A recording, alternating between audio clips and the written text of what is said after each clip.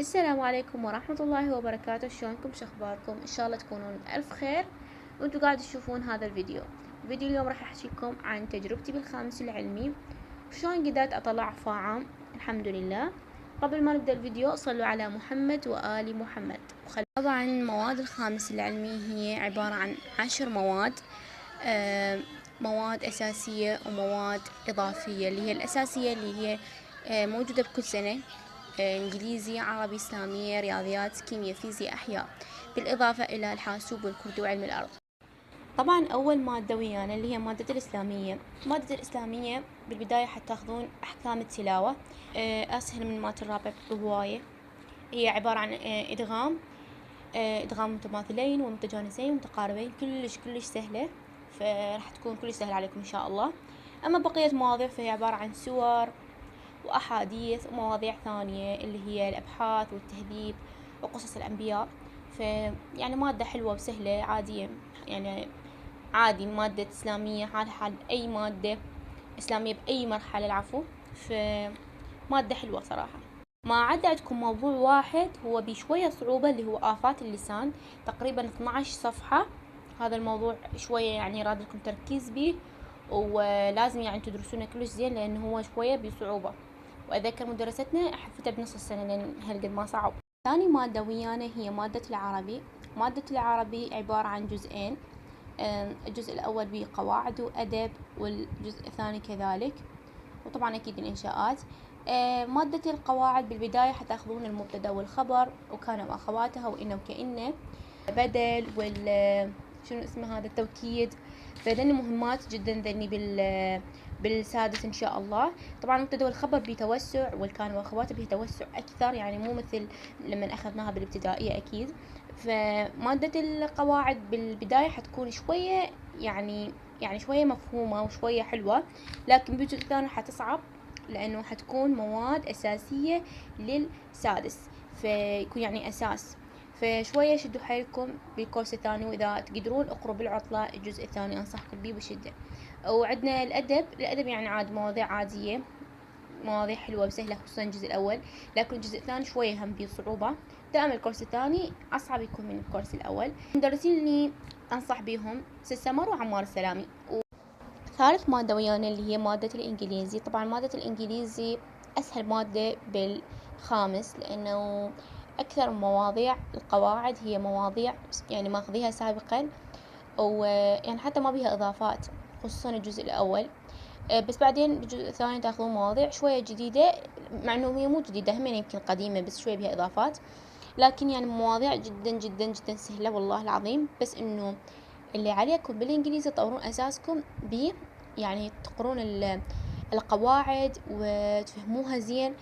والشغلة الثانية اللي هي الترجمة جدا مهمة، يعني والله صدقوني إذا الترجمة تضبطون الترجمة ويعني أول بأول تحفظون الكلمات والمرادفات والمفردات سهل عليكم إنجليزي، خصوصا الإنشاءات جدا سهلة صراحة. والأدب هم سهل، يعني مواضيع عادية وسهلة، وكذلك قطع الكتاب هم سهلة. الإنشاءات جدا جميلة وحلوة وحسب مدرستكم يعني ايش تكتبوا لكم من الإنشاءات. فمادة الإنجليزي تخبل تموت. شنو المدرسين اللي أدرس عليهم؟ طبعا أنا ما كنت أدرس على مدرس لأن مدرستي كانت مكفية وموفية الحمد لله، بس أنصحكم بأشتر أحمد.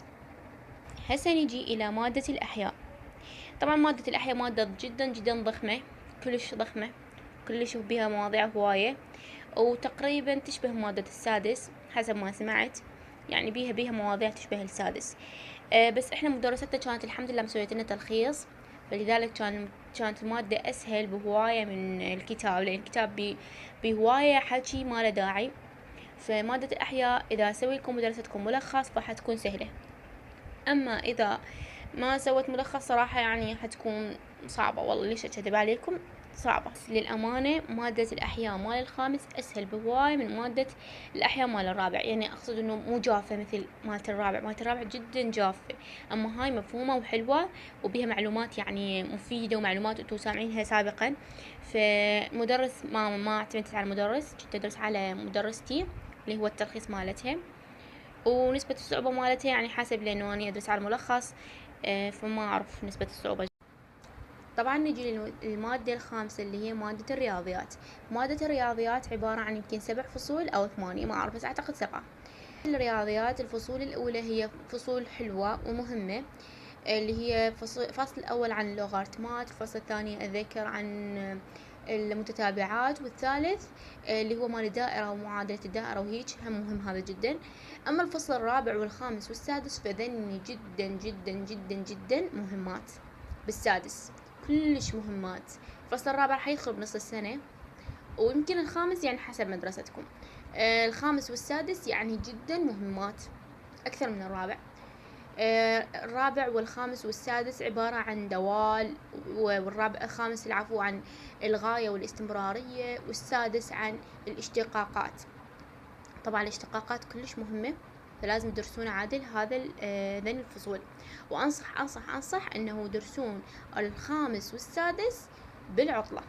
يعني إذا أنتوا تريدون إعفاء بالرياضيات وهمين أساس قوي للسادس، فأدرسوا بالعطلة هذين الفصلين. طبعا المدرسين اللي درست عليهم صراحة أعتمد على مدرستي، بس همين أدرس على مدرسين ثانيين اللي هم مرات أدرس على فراس براق أو فراس براق حسب ما يسموه، ومدرس ثاني اللي هو محمد قاسم. طبعا محمد قاسم أني درست عليه الفصول الأولى، 4 فصول الأولى على محمد قاسم، الخامس والسادس على فراس براق أنا أسميه هيج. المادة السادسة اللي هي المادة الأكثر يعني أكثر مادة جافة ومتعبة جدا بالنسبة لي، هي مادة الكيمياء. الكيمياء يعني أغلبها كلاميات، مو مثل الرابع، مو مثل كيمياء الرابع. كيمياء الخامس جافة جدا كلامياتها، لا تنفهم ولا تحفظ يعني بالنسبة لي أنا دا أحكي. بس مدرستنا كانت الحمد لله مسوية ملخص، فكانت شوية مسهلة الموضوع علينا. كنت يعني هواية لازم أحفظ وأعيد وأصقل بيها لحد ما أحفظها، فكانت مادة يعني قلت لكم جافة. بس هي سهلة صراحة، يعني ما بيها ذيج الصعوبة ومسائل وما أعرف شنو، لا بيها لا بيها مسائل بس قليل جدا قليل، وبيها كذلك بيها معادلات بالفصل السادس، بس بالفصل السادس. وبيها همينة أذكر مالة ترتيب الإلكتروني وهذا الشي، يعني مواضيع شوية تشبه الثالث متوسط، شوية من الرابع، شوية من الثالث هيجي. بس هي مادة حلوة. كنت أدرس على مدرستي، لأن مدرستي همينة مكفية وموفية، بس المدرس اللي درست عليه همينة شوية ساعدني، حسين الهاشمي. نجي للمادة أموت عليها، مادة الفيزياء. طبعا الفيزياء هواي خوفون منها بالرابع، يعني قالوا لي إنه مادة الفيزياء وما أعرف شنو الصعوبة مالتها، بس أني صراحة ما درستها بالعطلة، بالرغم يعني قالوا لي صعبة وهيج. لما شفتها كانت مادة جدا حلوة، ما أقول لكم مو صعبة، بيها صعوبة، يعني بيها يعني راد لها جهد حتى تدرسوها، يعني راد لها متابعة، يعني يوم بيوم ممارسة للمسائل أكيد، حال الرياضيات. أنا صراحة أحس المواد الصعبة المواد الجافة، أما المواد مفهومة فتقدرون تفهموها وتحفظوها عادي. فالفيزياء مادة صراحة حلوة، بيها قلت لكم صعوبة. الفصل الأول اللي جدا كان سهل اللي هو المتجهات، بس الفصل الثاني لا بي يعني شوية فكرة وهيجي، ولازم تضبطوه لأنه راح يدخل بنص السنة، فجدا مهم إنه تضبطوه. الفصل الثاني عبارة عن اشتقاقات، العفو أي اشتقاقات. الفصل الثاني اشتقاقات، فأنتوا لازم تعرفون المسألة هاي يا قانون تستخدمونها، لأنه يعني هواي قوانين. تمام. ما أعرف شلون أشرح لكم إياها، بس إن شاء الله بعدين تشوفوها. والفصل الثالث عبارة عن همين بمسائل بس ما أتذكر عن شنو يحكي. الفصل الرابع عن العزم، همين بمسائل. طبعا أول 4 فصول جدا جدا مهمة، ومهمة حتى بالسادس إن شاء الله. والفصل الخامس ما درسناه، لو درسناه. الفصل السادس ما درسناه، الفصل الخامس هم مهم، الفصل السابع مهم جدا جدا، والتاسع جدا جدا جدا مهم بالسادس. في فيزياء صراحة حلوة وأنصحكم تحبون الفيزياء لأن حلوة تستاهل. المدرسين اللي اعتمدت عليهم بالفيزياء كانت مدرستي أكيد أول وحدة، بس مرات يعني إذا مثلا ما فهمت شي أو كنت غايبة منتظر الخفاجي، همينة كلش مدرس زين، وإذا ما عجبكم علي ذهبي. نيجي للمادة الثامنة اللي هي مادة الحاسوب. مادة الحاسوب يعني مثل المراحل السابقة، عبارة عن برامج وشو اسمه، بس هي شوية بها صعوبة هالسنة. بيها مميزات مثلا الاندرويد والاي او اس، يعني هيجي عن البرامج والأنظمة التشغيل وبرامج الذكية. فيعني هاي شوية بيها مقارنات هواية، بيها تعداد هواية، فلذلك شوية يعني هنا نقول كثيفة المادة، صراحة كلش مكثفة.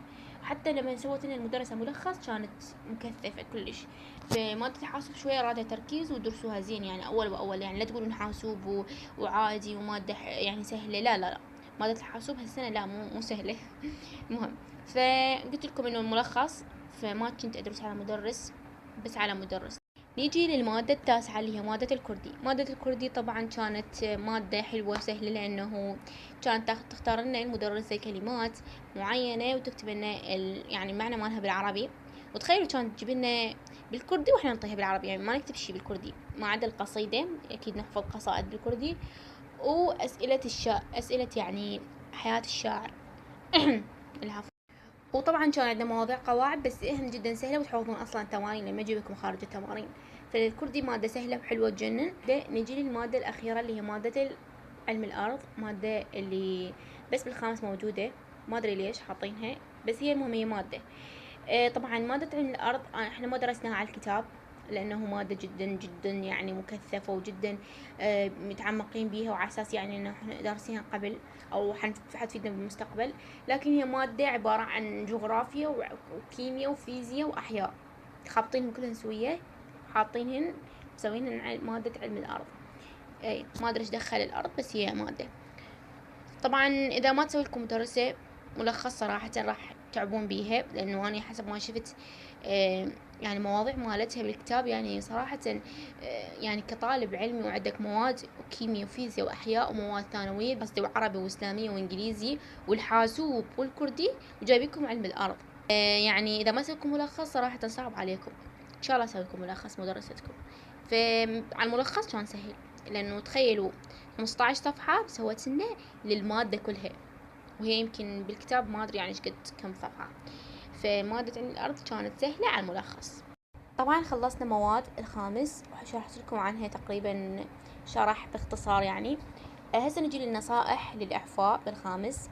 نصائح، أول نصيحة أنصحكم إياها إذا تريدون تدرسون بالعطلة، صراحة أنصح بالرياضيات، خصوصا فصل الخامس والسادس والرابع، رابع خامس سادس، يعني جدا جدا جدا أنصح بيهن. أنا صراحة درستهن ذني الفصول، ما أحكي يعني ما أقول لكم إنهم لما بدت الدوام وبدت الدراسة كنت فاهمة 100%، لا لا، بس كان عندي اطلاع على الأقل، يعني اطلاع مسبق عن المادة، فكانت شوية يعني أهون علي. وشغلة ثانية اللي هي جدا جدا فادتني، هاي صراحة فادتني، وحتى الحمد لله لما اجيت داومت كانت سهلة علي، اللي هي القصائد مال الأدب. طبعا قريت بس الجزء الأول صراحة، جدا كان الموضوع مسهل علي ومريح جدا. لما تجون يعني عندكم تحاضير هواية فتلقون نفسكم حافظين القصيدة. صراحة تحليل وحياة الشعر صراحة ما قريتها بالعطلة. طبعا إذا عجبكم ضيفوا مادة ثانية وانتو يعني حرين بهالشي.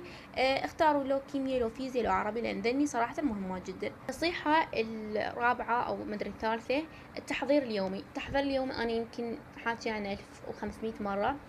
التحضير اليومي جدا جدا مهم، والله العظيم ما تتخيلون ايش قد تحضير مهم. النصيحة الخامسة لكم كلش مهمة، اللي هي شدوا حيلكم بالكورس الأول ونصف السنة. الكورس الثاني هذا خلوه يعني خلوه شي ثانوي جدا، وشي يعني ما تعتمدون عليه. على مود أنا أقول لكم ليش هسه. الكورس الأول ونص السنة إذا جبتوا درجات عالية، بالكورس الثاني ما راح تحتاجون درجات هواية.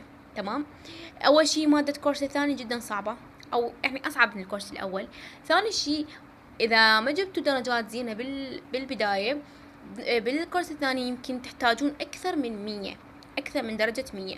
يعني حتى لو تحط لكم مدرسة 100 هتنزل الدرجة وتخسرون الإعفاء سواء فردي أو عام. مثلا أنا عندي مثلا 70 وعندي بنص السنة 90، فهنا ايش راح قادر حيصير؟ يطلع 160. تمام. فأنا هنا قد محتاجة؟ هنا محتاجة 100، هنا أنا أحتاج 100 فيصير 226، فراح تطلع أقل من 90. يعني أنا محتاجة أكثر من درجة 100 حتى أطلع 90 إذا إعفاء فردي طبعا. وحتى لو إعفاء عام.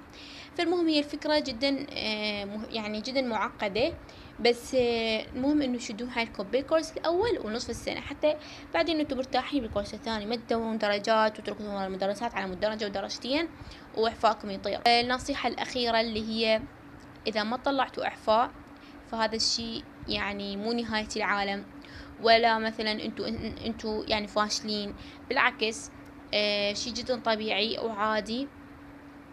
واصلا احنا جماعة الاعفاء يعني ما قعدنا قبلكم بهواية. وثاني شيء تقدرون مثلا تجيبون درجات عالية هنا، تقدرون تجيبون معدل السنوي، يجيبون مثلا ثمانينات، فما تحتاجون هواي بآخر السنة، فهذا الشيء هم حلو. فحاولوا تجيبون درجات عالية حتى لو ما طلعون إعفاء عام. وآخر شي حابة أقوله خصوصا للطلاب الخبز اللي وياي جماعتي دفعتي، حابة أقولكم إنه عادي إذا ما طلعتوا إعفاء عام جدا شي طبيعي. أهم شي تشدون حيلكم بامتحانات آخر السنة، وإن شاء الله يا ربي كلنا بالسادسة السنة تجي، وإن شاء الله يا ربي نطلع معدلات عالية، وإن شاء الله يا رب التوفيق للجميع، الجميع المراحل. وصلنا لنهاية الفيديو، أتمنى جدا والله أتمنى من كل قلبي إنه تستفادون من هذا الفيديو، وإذا استفاديتوا أكيد شاركوا ويا أصدقائكم. وبس والله، مع ألف سلامة.